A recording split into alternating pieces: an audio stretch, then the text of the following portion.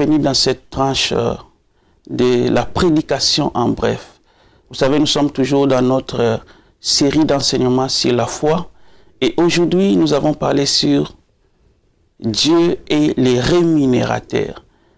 Nous avons tiré ce thème de Hébreux 11, verset 6 qui dit « Il faut que celui qui s'approche de Dieu croit que Dieu existe et qu'il est le rémunérateur de ceux qui le cherchent. » Alors de ce verset, nous avons tiré deux aspects importants de la foi.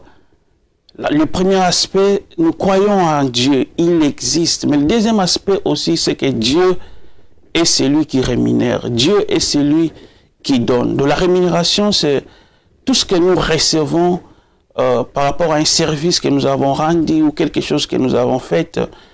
Mais par rapport à la foi, la rémunération, c'est la récompense que Dieu donne à quelqu'un qui croit.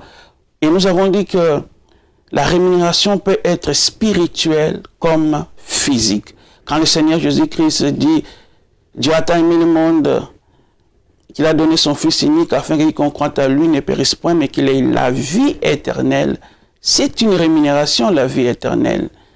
Donc, le Dieu en qui nous croyons nous donne aussi des choses.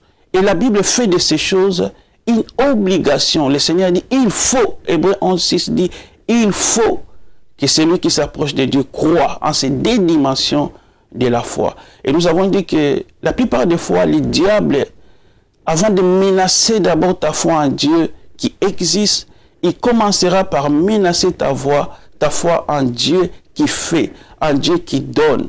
Il va commencer d'abord à t'affaiblir pour ne plus croire ou ne pas croire que Dieu peut faire quelque chose dans ta vie. Tu traverses des moments difficiles, des moments compliqués.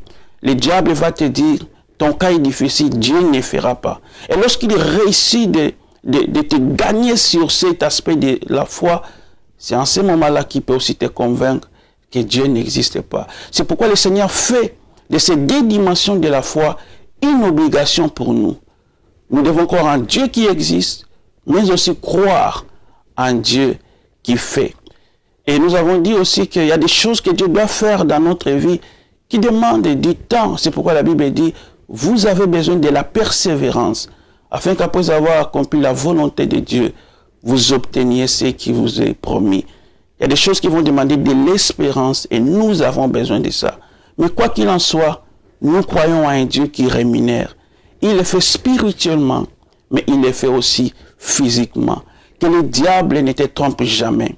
Qui n'enlève pas en toi cette pensée de croire que Dieu peut faire.